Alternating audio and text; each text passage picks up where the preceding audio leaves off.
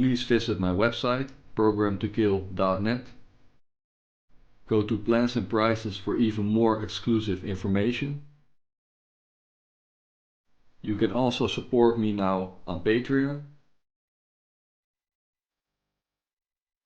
Add me on TikTok. And leave a like and comment.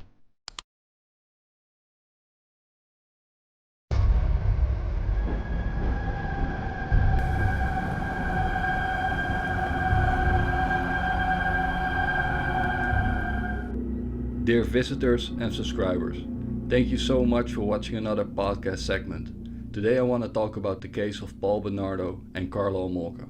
I really want to talk about this article that I found. It was released on the 11th of December 2024 by reporter Susan Claremont, and this is the full article, but we're gonna switch back to my website where I've highlighted all the important tidbits that I want to discuss with all of you.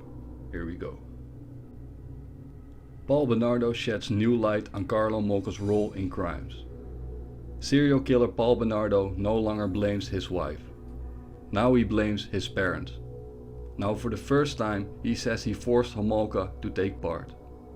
In written submissions to his unsuccessful Parole Board of Canada hearing last month, the country's most reviled dangerous offender addressed his long-held position that Homolka was his equal accomplice. You say that she was in fact to blame for some events, but you admit that you victimized her and that she would not have offended if not for you, that you ruined her life, the Parole Board said in its written decision released last week. To your credit, you also now take more ownership over some aspects of your criminal offending, now accepting that you were violent in multiple intimate partner relationships versus just one, and that you committed the murders versus blaming them on your then wife. In his ever-shifting blame game, Bernardo 60 now says the torture and sadism his deceased parents inflicted upon him is the cause of his abductions and murders, and the rapes of at least 24 girls, women ranging in age from 14 to 23. He said his mother was raped as a child, and that led him to want to be a rapist. He also said his father sexually preyed on Bernardo's sibling. His parents died in 2022. This was his first hearing since then. Decades ago, according to the board, Bernardo described growing up in a pro-social family, but over time he began to paint a different picture. He said his mother was eccentric and controlling. According to you, your parents tended to blame others for their problems, and they used other people to feel better. You adopted similar behaviors growing up, wrote the board. According to Bernardo, his mother was his only source of love and affection. At 15, he learned that he was the son of his mother's lover. His mother refused to discuss it and left the family to be with her lover. His father rejected him. When the affair ended, his mother returned home. She gained weight, presented with a dysphagia mood, and rarely left the basement, the board cited from Bernardo. She could yell for any reason. Bernardo called himself a very bad bastard in a house of shame, blame, and emotional neglect. The board challenged Bernardo's new version of his upbringing. In written submissions to the board in preparation for this hearing, you describe your treatment, your parents as far worse than had been previously described in your file. You say you were punished, degraded, tortured, humiliated, ridiculed, crushed, rejected, abandoned, and discarded by them. Bernardo told the board his mother was raped by numerous men in her childhood, but she didn't want that to become public. So he waited until her death to explain that it was her history of trauma that led him to commit his own rapes. You hated your mother's sexual abusers, the board cited. You hated the world for what these men did to your mother. You acted out what your mother went through on the victims. Sexual abuse because your mother was sexually abused.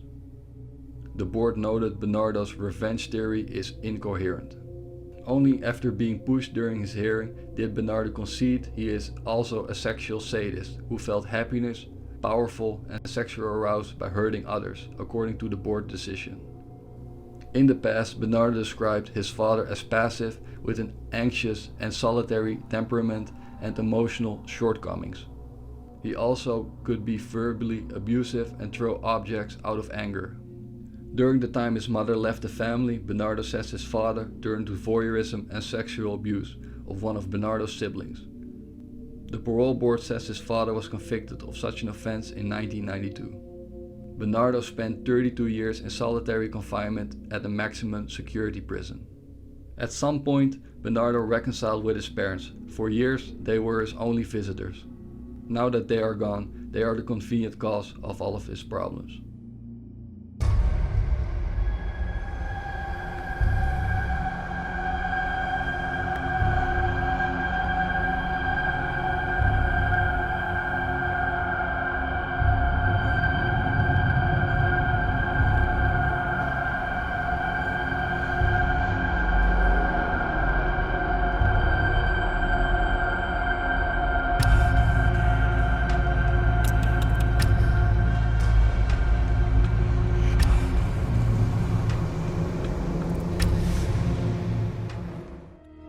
The night that Leslie disappeared, she had attended a memorial for a young gentleman who was killed in a car accident. There was a car crash involving 4 teenagers on a road that high school students called Roller Coaster Road. Sadly, all of them died. And it was a very, very tragic thing to go through, especially considering what was to come. Hours before she vanished, Leslie had gone to a funeral home to say goodbye to a friend who had been killed in a car crash with 3 other teens. Last week was a week of mourning in Burlington. Last Tuesday, Christopher Evans, John Newbi, Jodi Robbins and Scott Grenier were all killed when their car went out of control on number 1 side road between Guelph line and Walker's line. 2 days later, Carly McNeil was killed and 4 others injured in a similar accident near Milton. The road was a popular spot for joyriding, said residents and friends of the teens. Regional Police Staff Sergeant Peter Whitaker said police have never tagged the strip as a problem area for drag racing or speeding. Everybody's afraid that they're going to lose their best friend next, says Paul Bernier, 17, who knew all 5 of the deceased. It keeps going through your mind. Who's next?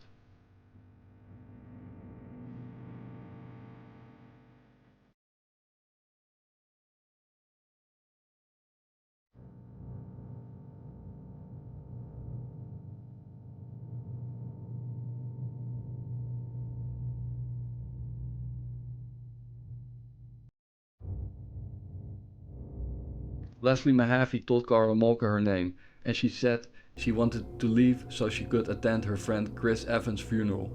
They discussed his death, and Karla seemed interested. She asked for more details about the accident, having read some of it in the papers. Bernardo may have been hanging around the memorial service that Mahaffy was attending, knowing that there will be young girls in attendance. He might have even been stalking the funeral home where the dead teens were.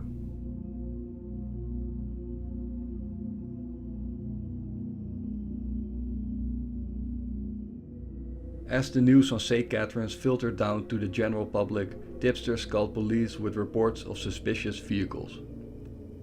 Apparently a brown van had slowly followed a girl from Cecil Drive. Its driver had been looking at the girl the entire time. Police were most interested in reports of a blue van with white wing mirrors that had been spotted 3 times that afternoon, once at Holy Cross High School, once at Orchard Park School and another time between the 2 schools.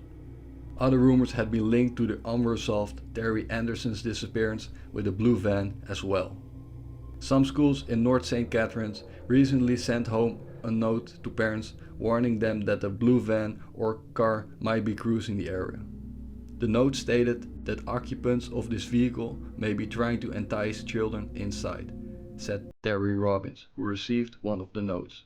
Leslie Mahaffy was from Burlington and was last seen in that city. Her concrete encased body parts were found in Lake Gibson on the outskirts of St. Catherine's, just a few miles from where Kristen was apparently abducted.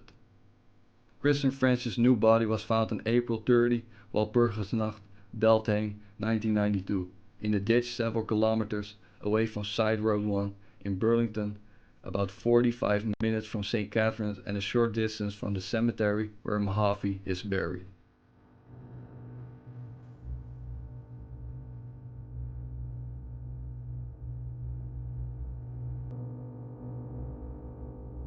Other strange incidents on number 1 Side Road.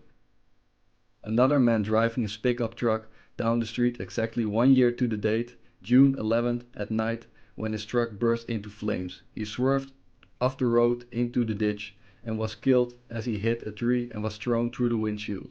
The father of one of the teenagers who died in the burning car committed suicide in the same spot his son died 5 years to the date.